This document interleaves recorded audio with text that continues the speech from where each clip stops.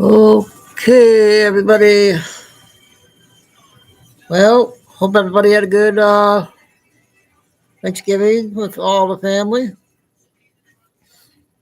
I just got back from my sister's about an hour ago. Only a few of us. I guess my niece and rest of the family got sick. I guess so. There wasn't very many this year.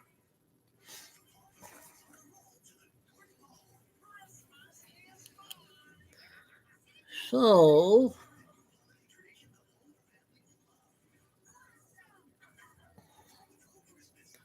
we got Ann first. We'll see him.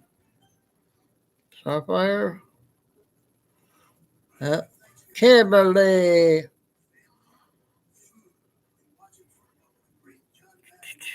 Yep, just got home about an hour ago, so I figured 7th will be a good time to go on tonight. Hopefully Kay will be in. I don't know what time she was supposed to be home.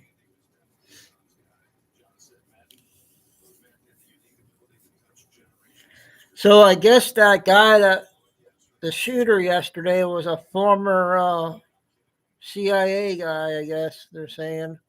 But I think he was a legal immigrant too. Oh, Chico! Somebody just came in the hallway. That's enough.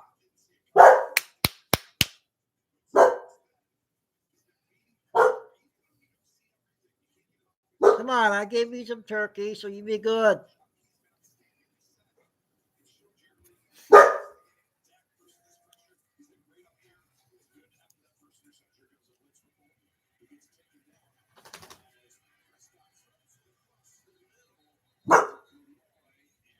So Kay sent me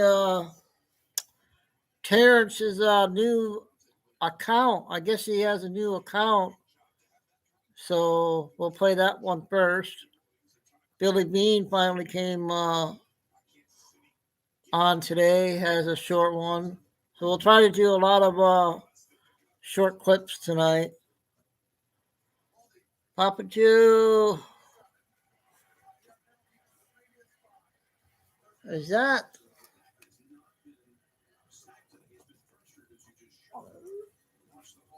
Now I got to pronounce. Sorry if I can't pronounce your. What's the easiest name for you? or I satisfaction. Welcome. I can't remember yet, but thanks for supporting. And Henry. Henry, are you the one from Spain, Henry? I think you were. Ophia? Is that okay? Jersey Joe. You had enough turkey.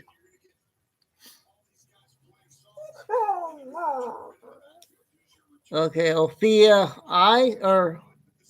Oh, sorry, I can't pronounce the name. It's a hard name to pronounce. You stop. You stop. You're fine. Have you been following me since the beginning?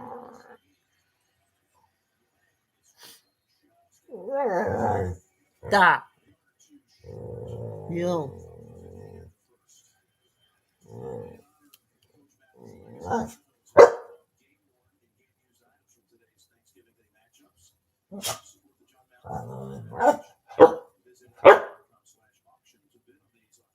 Okay. Yeah, I had a lot of channels. I got the big channel back. Everybody got all the channels back. But yeah, I never left. I know a lot of people lost me. But appreciate it. Come back, everybody. You settle down. What's gotten into you? I want to be starting soon.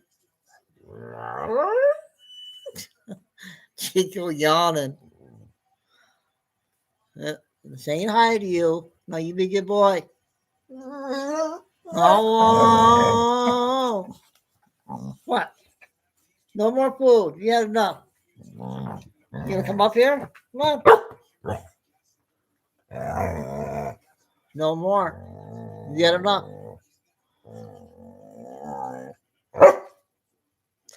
Baby, baby, baby.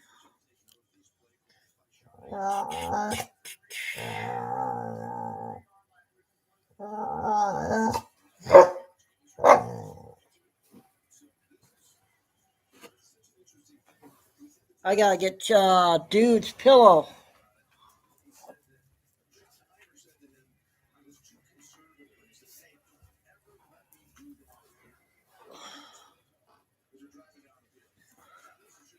Hey, Jersey Joe, do you remember who sent that all those gifts to me of dude?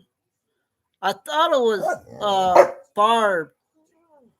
Barb or somebody. I can't remember who it was.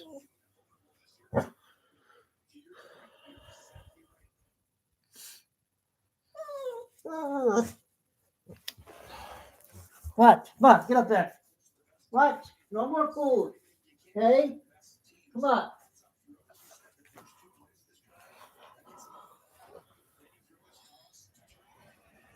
Okay.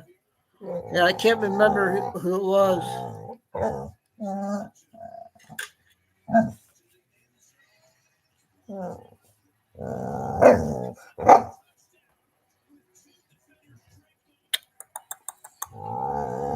Yeah, the Lions lost. Dallas is winning, Gay. You're out there. I'm going to open the window for Chico. We'll get started. Chris?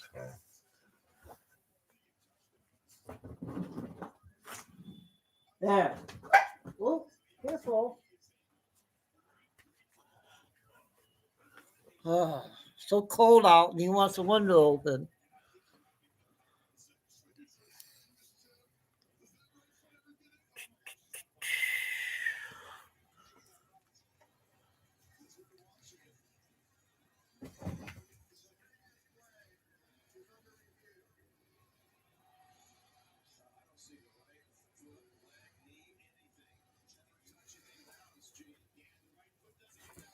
Come on.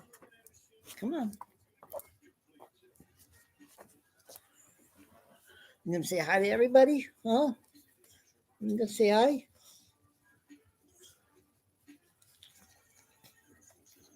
What happened? Your foot okay? Your foot okay? Huh?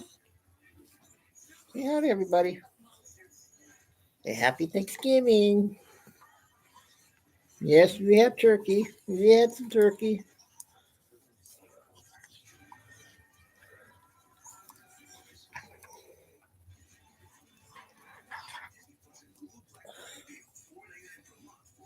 What? What's that? Who's that? Huh?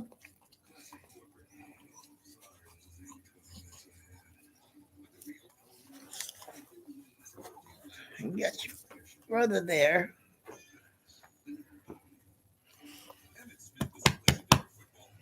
Okay, you ready to start the show? Huh? Huh? You ready to start the show?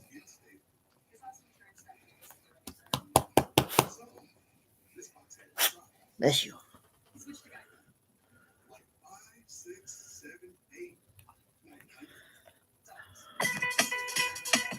Was there another shooting at the White House?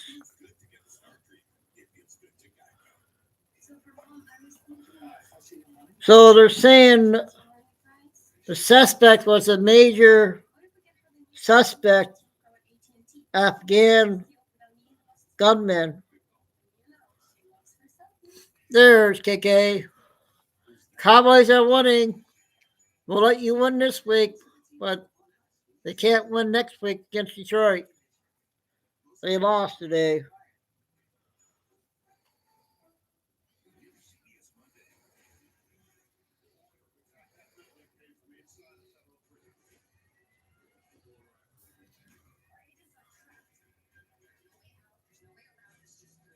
Sorry. Yep, everything was good. I hope everybody too. We had a small family. One niece was sick. Everybody was sick. so they couldn't make it.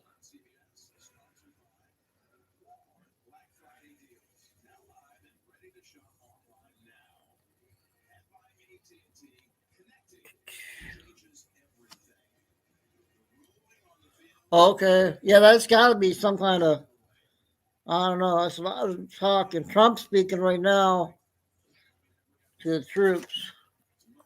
I talked to my nephew, called my brother-in-law,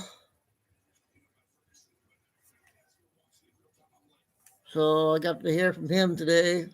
Well, when he was on the phone.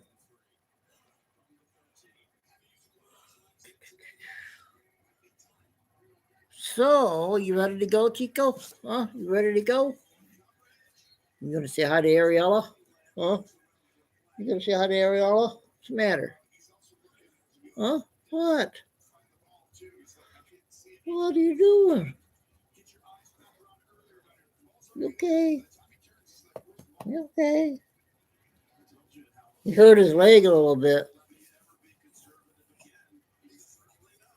What? Like that face, huh?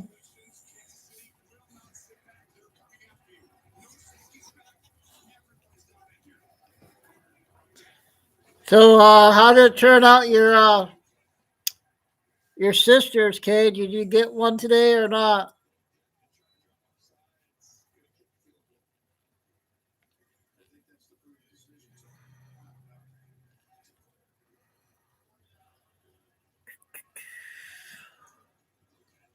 So Carol's not in here yet. See who else are we missing? Kay, Kimberly's in. Snuck in here.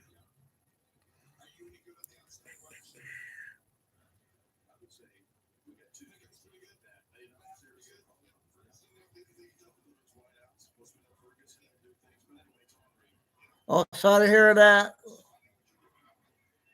Um,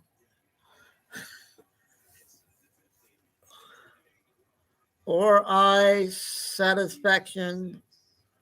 Or eye satisfaction. I think that's right. Yeah, dude was my first one, and that was very hard. But he's still with us. He started it, and Chico's going to finish it. I figured you were, Carol.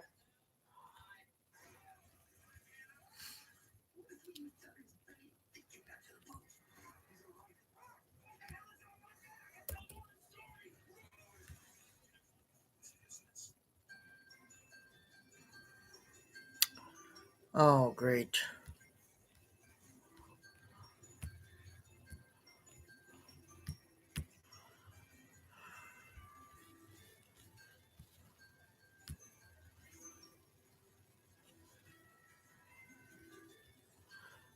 Well, first, I got shown here. I got some photos here.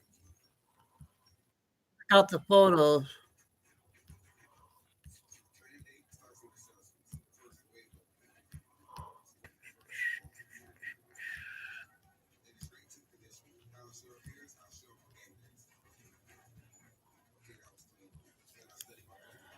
They have a button there.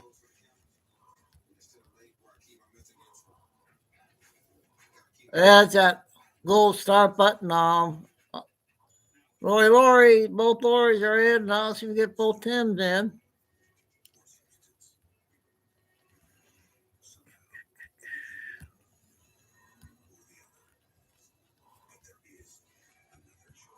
That's a little better photo.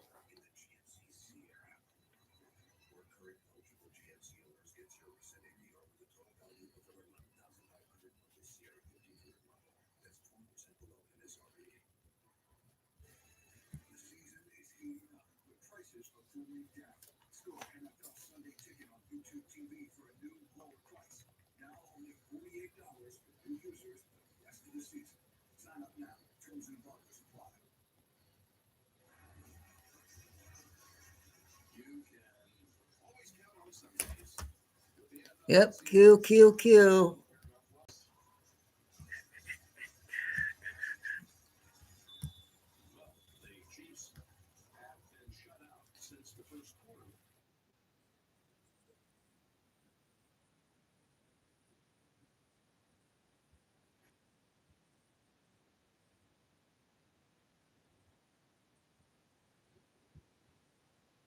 One of the factors that I think contributed to the outcome. But the reason I wrote the book is, Michael, it really was an unprecedented election. You think about it.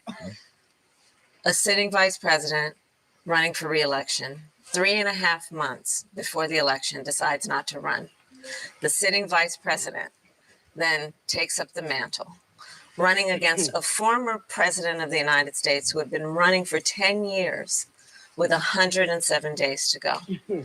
It's unprecedented. It was the closest presidential election in the 21st century. And as history writes about that election, I felt very strongly that I wanted to make sure my voice.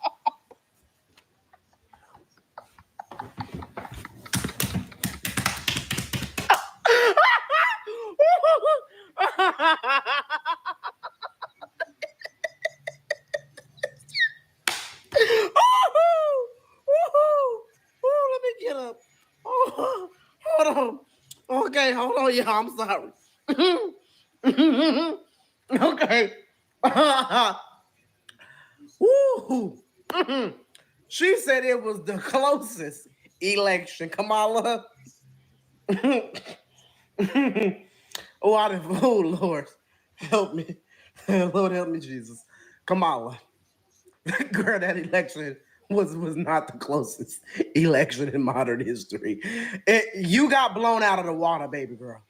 Kamala, you and the fact that you wrote a whole book about how you spent $1.5 billion just to lose to Donald Trump. You were not close to winning nothing. And over here talking about so you have a sitting president who decided not to run, and then you have a vice president who decided to run. Kamala, we know. Why are you explaining the election like you are a kindergarten teacher? We know what happened. It was just last year. Oh my goodness, y'all. Oh man, that was so funny. But but for y'all who don't know, I have a book called Kamala's book is the 107 days. 107 days. I have a book out called The Real 107 Days. It is hilarious. It is everything that she left out of this book, okay? Out of her book. It is hilarious. Y'all got to get the book, okay? Because I'm telling you like it is in the book, okay? Kamala Harris's historic journey to nowhere. Get my book, okay? It is hilarious. It's everything she left out. It is how she lost to Donald Trump, and it was not the closest election at all. It was not close at all. The only thing she was close to was a liquor store, okay? That's about it. You get that right. Are we ready for this part? Yeah, we haven't heard him for a while.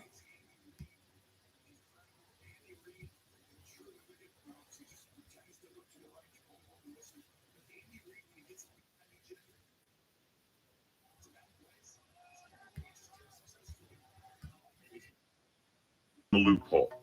It's the law.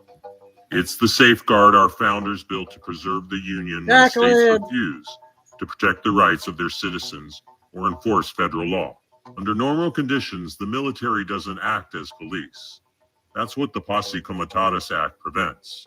But when governors or mayors abandon their duty, when violence, defiance, or political theater make enforcement impossible, the Insurrection Act allows the president to act. Not to conquer the states, but to restore order, protect citizens, and reestablish the rule of law. Here's how it works. There are 3 legal pathways for invoking it. 1, when a state requests help during rebellion or unrest. 2, when federal law can't be enforced by normal means because of obstruction or rebellion. And 3, when state leaders refuse to protect constitutional rights or defy federal authority altogether. Before troops move, the president must first issue a public proclamation ordering agitators to disperse, a final warning before action. It's not martial law. Civilian government continues. Military's role is supportive, not supreme. And the president's power is still bound by the Constitution, judicial review, and public accountability. Okay, Lori. The act has been used by Presidents Jefferson, Eisenhower, Kennedy, Johnson, and Bush Sr., always to uphold the law when local leaders fail to. Today, as some governors and mayors threaten federal officers, ignore immigration law, and even promise to prosecute ICE agents, the stage is set for another showdown. If that moment comes, the Insurrection Act is the legal mechanism that defines where state defiance ends and federal authority begins. My friends, we are all anonymous, and remember, law without enforcement is chaos, and the Insurrection Act exists to prevent exactly that. Okay, our mask guy. The next one will be 12. Is George.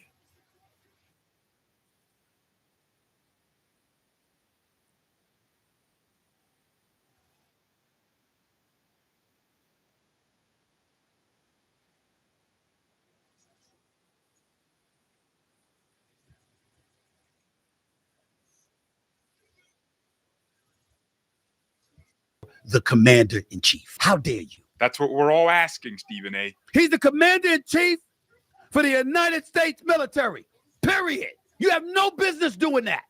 Evidently, I was wrong. Ooh, that was a mic drop. Ladies and gentlemen, I can't believe I'm saying this, but Stephen A. Smith went off on the Democrat senators who called on the military to disobey President Trump's orders. Everyone knows Stephen A. Smith is known for caring a lot. I'm here to tell you right now, we don't care. Let me tell you We don't care. But I didn't think he'd care about this as much as he does. Those Democrat senators absolutely need to be held accountable. Mark Kelly needs to be court-martialed and have all his ranks confiscated. I'm sure Secretary of War Pete Hegseth will make that happen for us. The reason we have the chain of command that we do is so that the United States doesn't turn into Guinea-Bissau, yet another country in the Sahel region in Africa where the military has overthrown the government. That's why it's dangerous to tell the military to violate unlawful orders you can't even name. Anyways, here's Stephen A. Smith realizing President Trump is absolutely right. Respectfully to Senator Mark Kelly and the other 5 representatives in our nation's capital. Trump wasn't entirely correct. That's true. He also wasn't entirely incorrect. Senator Slotkin, Senator Kelly, Representatives Crow, DeLuzio, Houlihan, and Goodlander.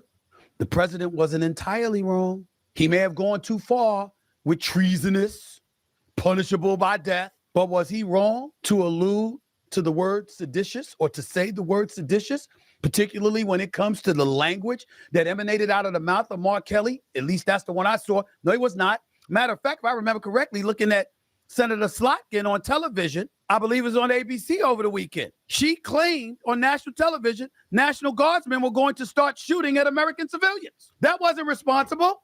Senator Slotkin, what's that about? What's that about? That doesn't help matters. And as it pertains to Senator Kelly, let's make sure we point this out too, because this is incredibly important. It really, really is. When you look at Senator Kelly and what he said, I asked somebody, one of my researchers, to look this up for me because I wanted to know exactly what this was. And what am I asking about, ladies and gentlemen? I'll tell you what I'm asking about. Because when he called for the military to essentially ignore orders, I started thinking back to that movie, A Few Good Men. I started thinking about Tom Cruise having the character played by Kiefer Sutherland. I think it was Lieutenant Kendrick. And when he was grilling him and there was an objection from the DA, Kevin Bacon, I remember the judge looking at Tom Cruise and saying, and I will remind you, you're talking to a decorated officer. Because essentially it was a reminder that this isn't a normal court of law. This is the United States military. They live by a different code. They live by a different code of ethics. It's called the Uniform Code of Military Justice, UCMJ. It's the federal law that governs the conduct of all U.S. military personnel, active duty reservists, and in some cases, even retired service members. It functions at the military's legal system, separate from civilian law, with its own courts, crimes, procedures, and punishments. That's what it says here. What does the Uniform Code for Military Justice actually do? It sets the rules for crimes and offenses, service member rights, court-martial procedures, non-judicial punishment, Article 15, by the way, and command authority. Why it exists? Because military service requires standards of discipline and readiness beyond civilian law, essentially a consistent legal framework. If anybody knows that, it's Mark Kelly. Respectfully, Senator, what the hell are you doing? Looking into the camera. 7 minutes. And telling military men and women to ignore the commander-in-chief. How dare you? That's what we're all asking, Stephen A. He's going in on them, and he brought receipts with him, and I love this. How dare you do that? That's right, I'm calling out. I never served in the military. That's true. I have family members who did. Some of my best friends have. Marines, Air Force, Navy, Army. I haven't heard one of them, not one of them, say that was okay. How dare you do that? Is it treason? No. Is it punishable by death? It shouldn't be. So the answer is no. But you know better, Senator Kelly. You know better. How dare you do that? What are you supposed to do? You're a ranking senator. You could go to the Senate. You could go to the House. You can put up drawer paperwork. You can try to start articles of impeachment if you think there's something illegal. I mean, damn, it ain't like y'all haven't done it before. Exactly. They say that the president has given the military unlawful orders. Well, there's a process to remedy the situation. File articles of impeachment outlining those unlawful orders. But guess what? There are no unlawful orders, and Mark Kelly knows that. You impeached the man twice. Where'd that get you? Got his behind back in the White House. Had you left him alone since 2020, maybe he wouldn't be back terrorizing the Democratic Party the way that he is. But you did it. You did it. And here you are again with this nonsense. How dare you do that?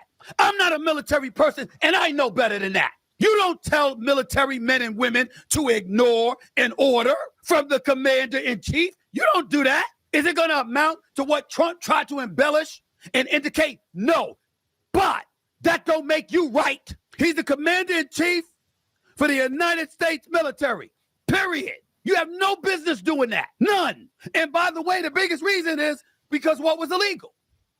You didn't tell us what it was. What laws? Why did I bring up A Few Good Men with Tom Cruise and Kiefer Sutherland in that sequence and Kevin Bacon? Why did I bring it up? Because the mere thought of you even implying that a military officer is engaging in some type of salacious or illegal activity is trouble in the military, not the court of laws for civilians, the military. Senator Mark Kelly knows that. Trump is giving illegal orders. What are the illegal orders? How come you didn't tell us? Where's the evidence? Why do you think the investigation is going on? Why do you think Trump is all over Pete Hegseth, over the Department of War and the FBI with Kash Patel, and folks are looking into and probing what's going on and how can they get to Mark Kelly because they know he did something wrong. You crossed the damn line. You are an elected official in the nation's capital. We have a constitution. You got a problem, you go through the necessary process. Whether it's Hakeem Jeffries in the House, whether it's Schumer in the Senate, or anybody else. Oh, man. Stephen A., you're putting on an MVP performance. I'm just going to keep letting him cook. That's the process you're supposed to go to. You don't go in front of the cameras and give military officers or military personnel a directive to ignore their commander-in-chief, and you've given no evidence what his illegal orders were. And if you try to sit up there and say, oh, it was just alluding to a future reference to future situations. Oh, so he's going to give you an illegal order in the future. Ladies and gentlemen, that flies over the airwaves of Sirius XM or one of these news networks or something like that. It does not apply in our military. You can't do that. What this all means is that there's an absence of common sense on the fringes. Extreme right, extreme left, people don't know how the hell to act. And engaging in this kind of back and forth gives the impression of dissension and vitriol beyond the realms of sensibilities. And something needs to be done.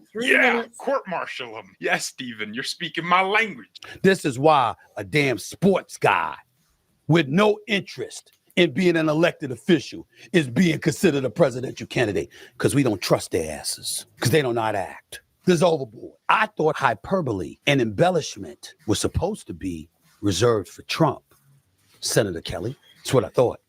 Evidently, I was wrong. Ooh, that was a mic drop. Stephen A., I'm hitting the like button on this. Once again, me and Grok putting on our lawyer hats, made arguments as to why what the Democrats did is totally illegal, unconstitutional, unlawful, whatever you want to call it. It's an unconstitutional subversion of Article 2, eroding the president's supreme command authority. The Constitution vests the president as commander-in-chief of the Army and Navy. The average Democrat probably reads that and goes, oh, so it's just the Army and Navy. What about the Air Force? Yeah, maybe this was written in the 1700s and they didn't have air forces back then. Anyways, Article 2, Section 2 is a deliberate design to ensure a unified civilian-led military obedience and prevent the fractious rebellions that plague the Articles of Confederation. The command chain is sacrosanct, which means it's sacred, as affirmed in a case where the court warned that military autonomy breeds tyranny. So we don't want the military to be independent from the president. Actually, the president and the military are constitutionally bound to each other. What's so wrong about their video is it's essentially instructing our service members to preemptively question and defy orders from their commander-in-chief. This is not a mere policy critique, it's a extrajudicial veto of executive power, inverting the constitutional balance. They cited no specific unlawful orders. It also violates, as Stephen A. Smith outlined there, the Uniform Code of Military Justice. It's an incitement to dereliction of duty under 10 U.S.C. Section 892 and Section 894. That's at least one of the laws Mark Kelly is in trouble for. Seditious conspiracy under 18 U.S.C. Section 2384, a concerted plot to overthrow lawful authority. The way I see it, they're putting our service members in the mindset to eventually overthrow a lawful authority of the president. At its core, the military is a collaborative scheme by 6 sitting lawmakers, all military/intelligence veterans who swore oaths to the Constitution to conspire against the United States by opposing its lawful authority by force. Under 18 U.S.C. Section 2384, a seditious conspiracy is defined as any 2 or more persons plotting to overthrow, put down, or to destroy by force the government or to oppose by force the authority thereof, punishable by up to 20 years imprisonment. What they did is incite the people who have the monopoly of force in our government, the military, to do this. It's also a threat to democratic stability and precedent for tyranny. That goes without saying. So to put it succinctly, consequences are necessary for the behavior of those 6 Democrats. They're not some nobodies on CNN. They are ex-military and ex-intelligence telling our military to violate the president's orders. It's as simple as that. By the way, happy Thanksgiving. Hope you all have a great time. So that was a good one.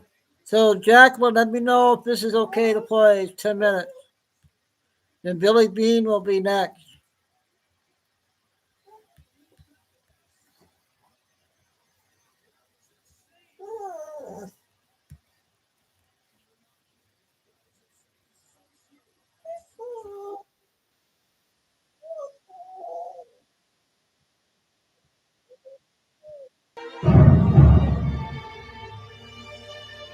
What?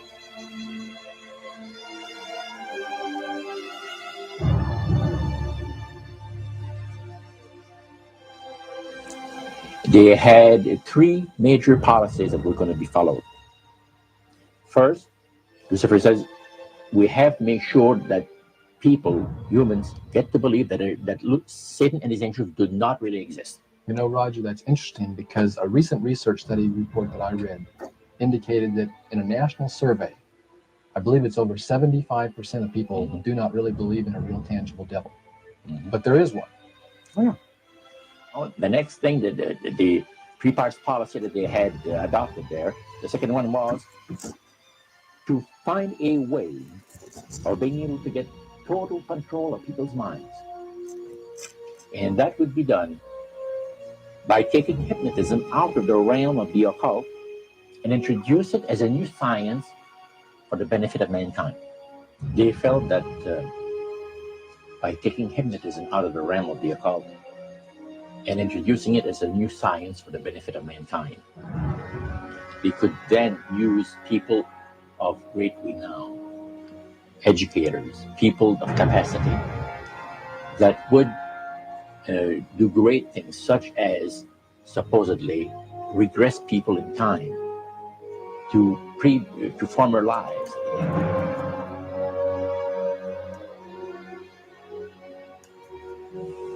And of course, after the session is over, the person would not know a thing about ancient history. And the person she or he has talked about. Did you hear this okay, Jacqueline? What do you certain think? deeds, we'll say, 3,000-4,000 years ago.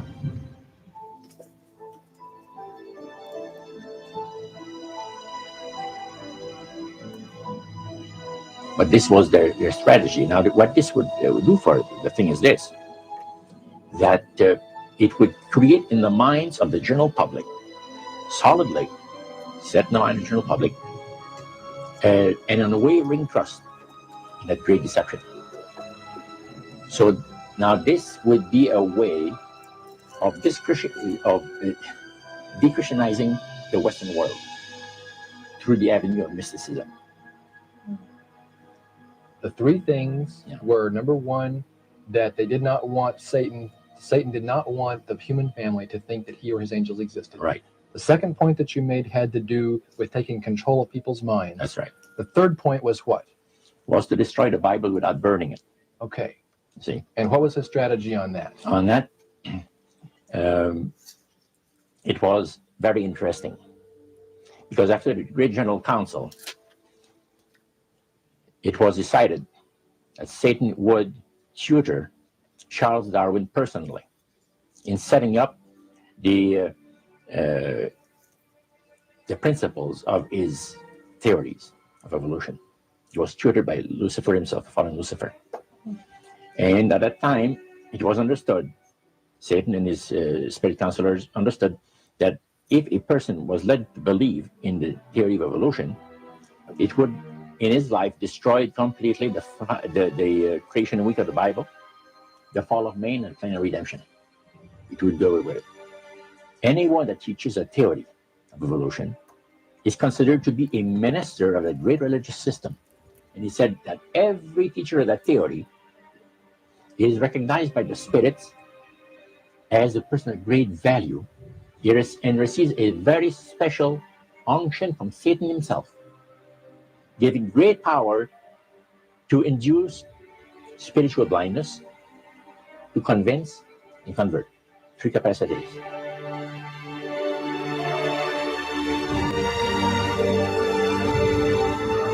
5 minutes. I hope this is okay. Jackson.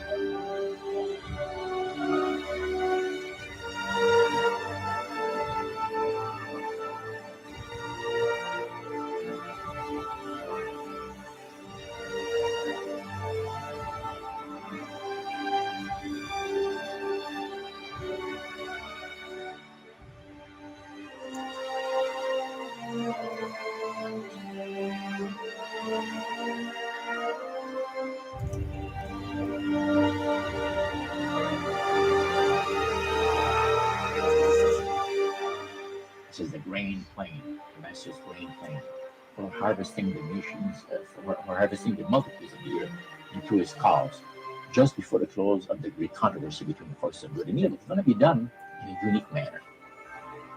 This grain plain is going to take people are going to eat the stuff. Because it says spirits, demon spirits, will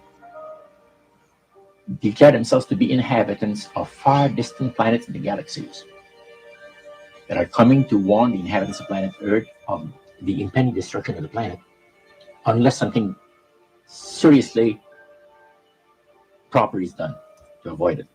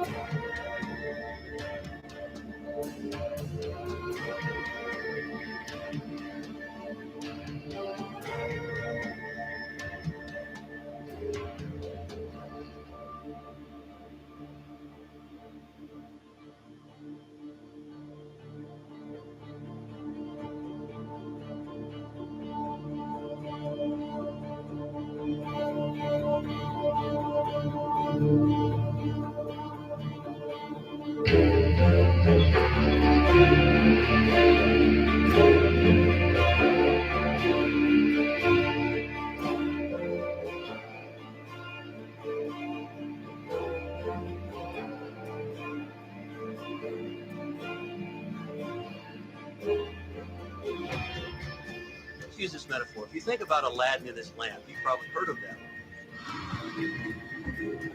The genie always says one thing. Your wish is my command.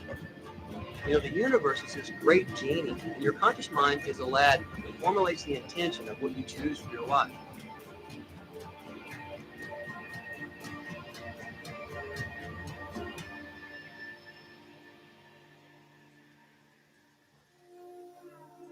Two minutes.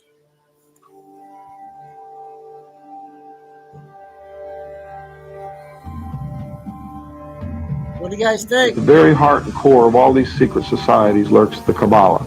It is a method of encoding information through a system of mathematics and numbers. These people that belong to the secret societies never dared to write down in any language what they knew, what it was that they were guarding, because then someone could steal it and then the secret would be out.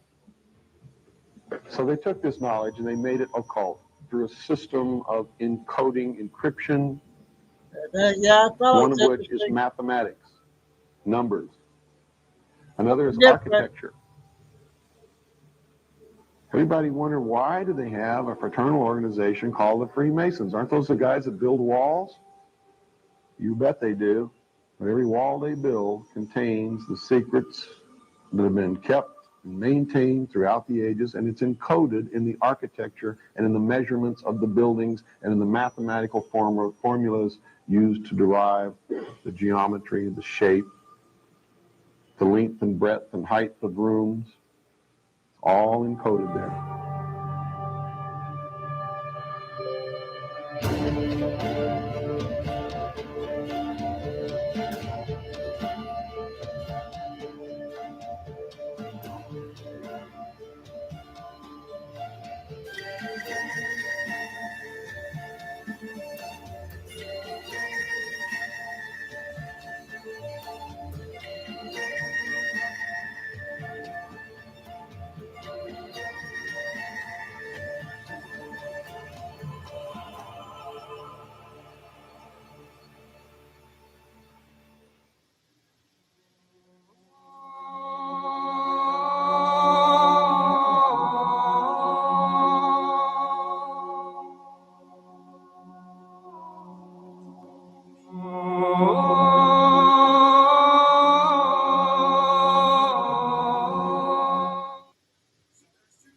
Okay, I didn't understand it, but some of you guys might know.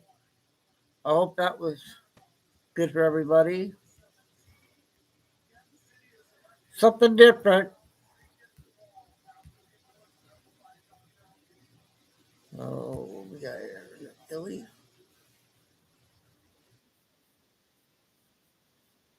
Nine days.